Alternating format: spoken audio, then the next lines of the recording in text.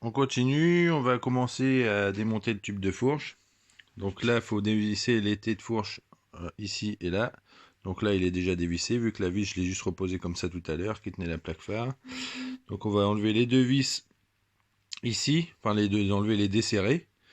Et après, le tube, normalement, ne va pas bouger, parce qu'il faudra desserrer la bague qui est là aussi. Ça, c'est la bague qui tient le ressort. Donc il faudra le démonter tout doucement. Enfin, la desserrer à la clé et la dévisser à la main après, tout doucement pour éviter que le ressort il parte. Il n'y a pas énormément de pression normalement, mais au cas où, pour éviter de perdre des morceaux. Allez, c'est parti. Donc pour le T supérieur, c'était du 14. Et pour le T inférieur, ça va être du 13.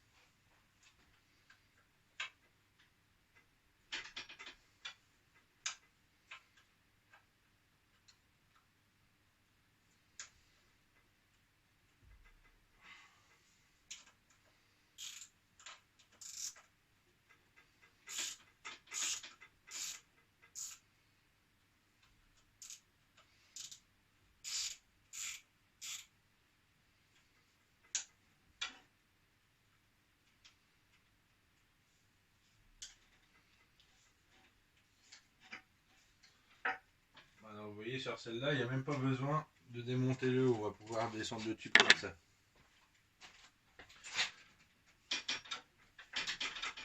On peut le faire tourner tranquillement.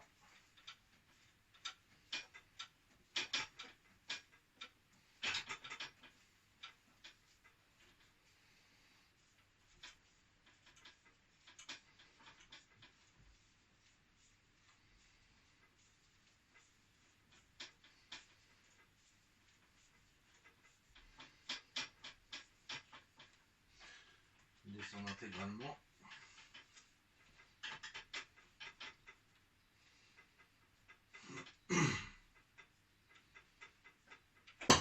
Hop.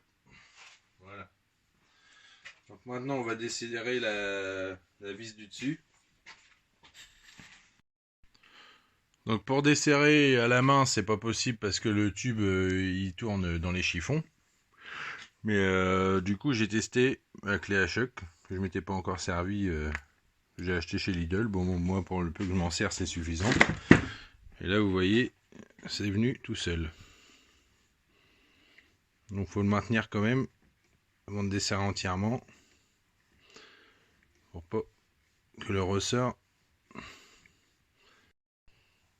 Donc je vais certainement avoir besoin de mes deux mains. Donc je préfère poser le téléphone au cas où.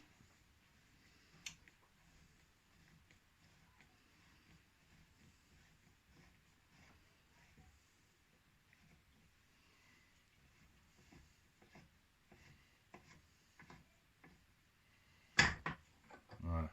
Bon, ça va, il n'y a pas non plus. Hop.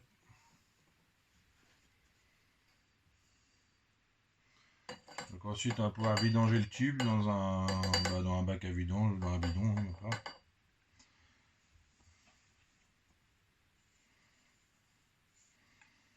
Donc ça pue.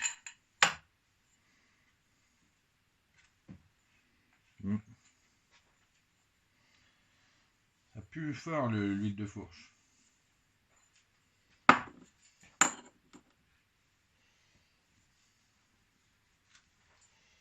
Donc vous voyez sur le DR c'est fait comme ça. Moi c'est la première fois que je démonte là-dessus, mais donc c'est la grosse bague qui tient le haut et il y a un tube qui doit comprimer le ressort à l'intérieur.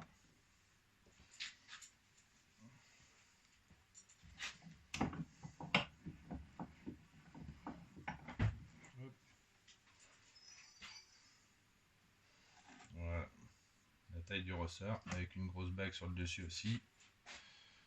Hop, on garde tout bien en place. Je vais aller chercher un bidon pour vidanger ça.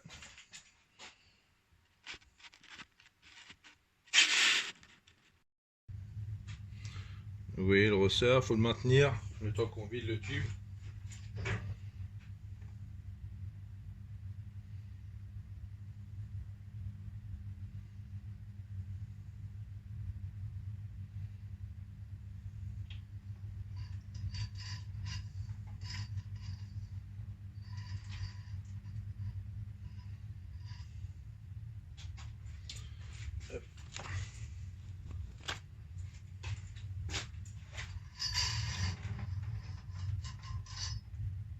sortir le ressort tout doucement, mais tout en restant au-dessus du bec parce qu'il y a plein d'huile qui reste dessus quand même.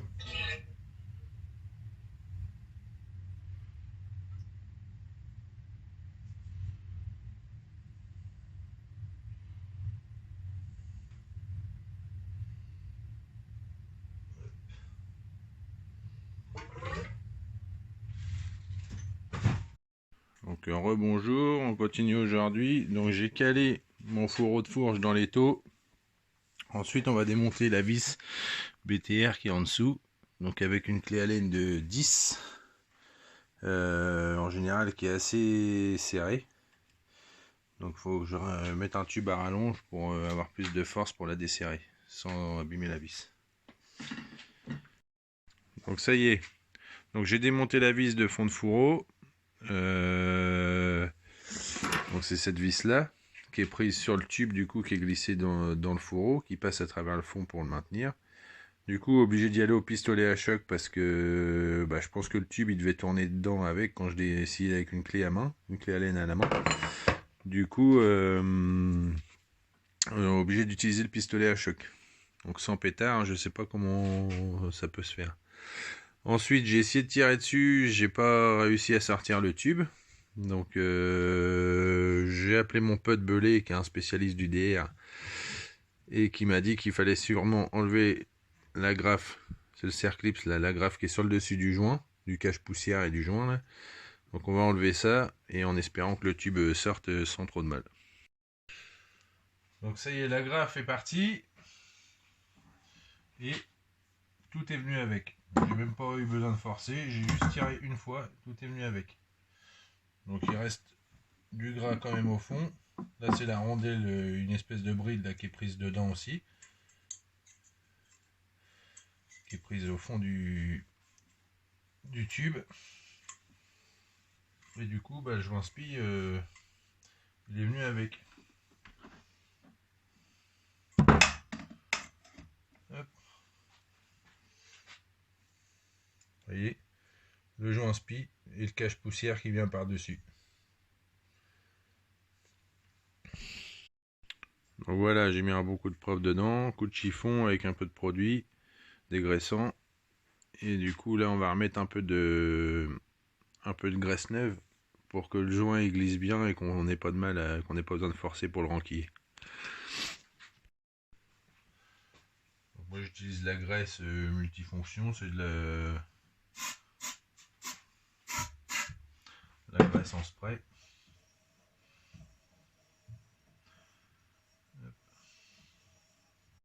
Donc voilà, une fois graissé, j'ai remis la bague là que je connais pas le nom, la bague qui va dans le fond, qui était en bas du tube.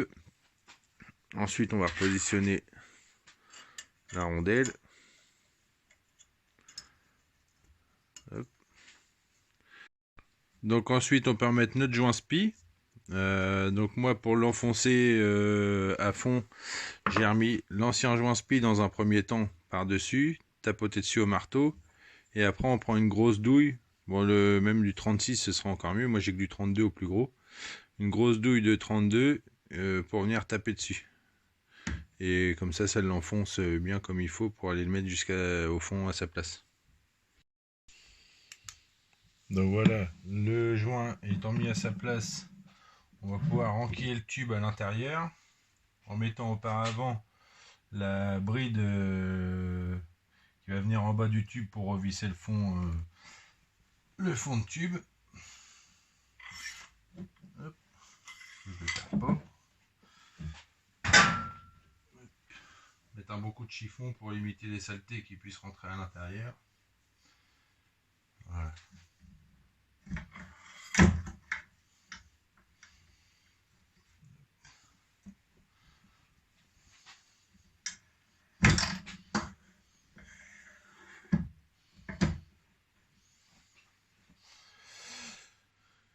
Si je mets ma lampe là.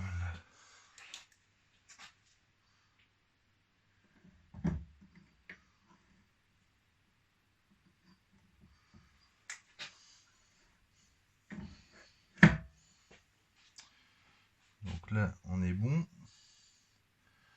Ensuite je vais remettre ma vis au fond Je vais essayer de revisser ce que je l'ai mise là. La vis en dessous.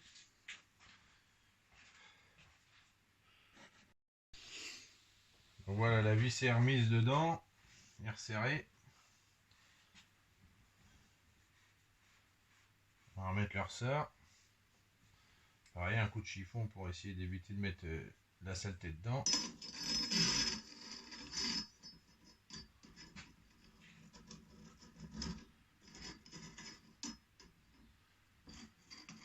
Hop. Ensuite, on va pouvoir y glisser le cache-poussière.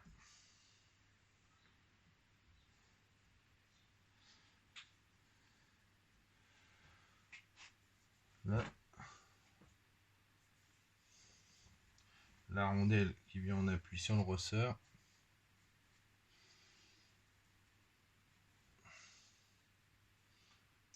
Hop. Le tube.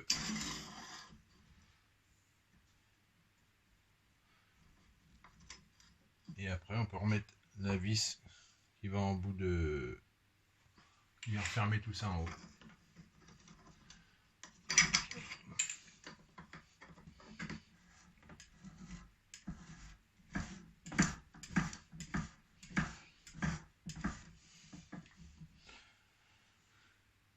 Donc là on est pas mal. Le serre-clips après qui vient se mettre là.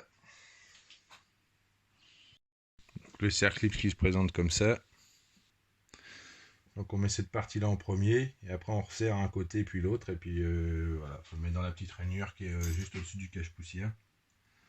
Donc on serre la partie, on met le cul en premier, ensuite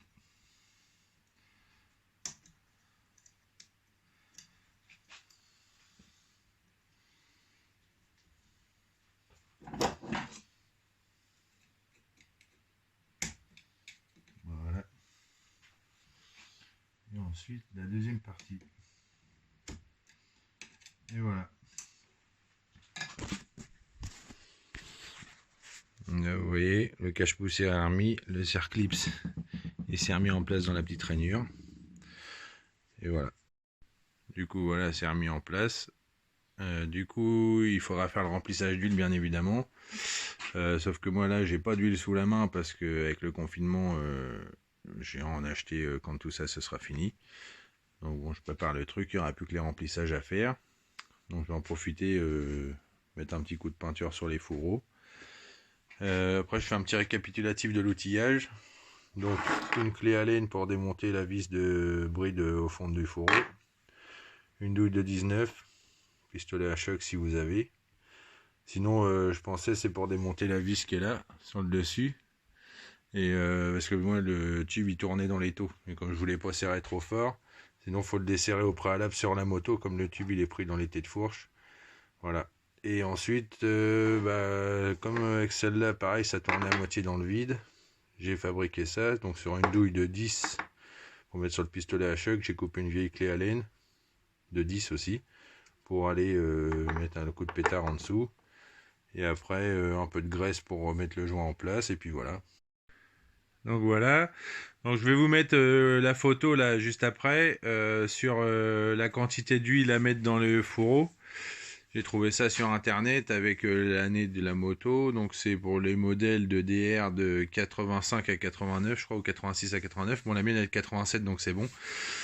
Donc voilà, c'est une partie de la fiche technique pour l'huile moteur, l'huile de fourche et tout, avec la quantité d'huile et quelle huile faut mettre.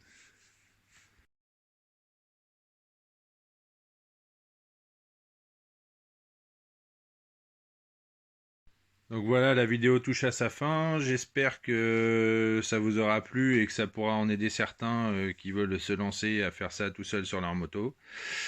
Et puis voilà, je vous ferai des petites vidéos au fur et à mesure de l'avancée sur la moto. Allez, ciao!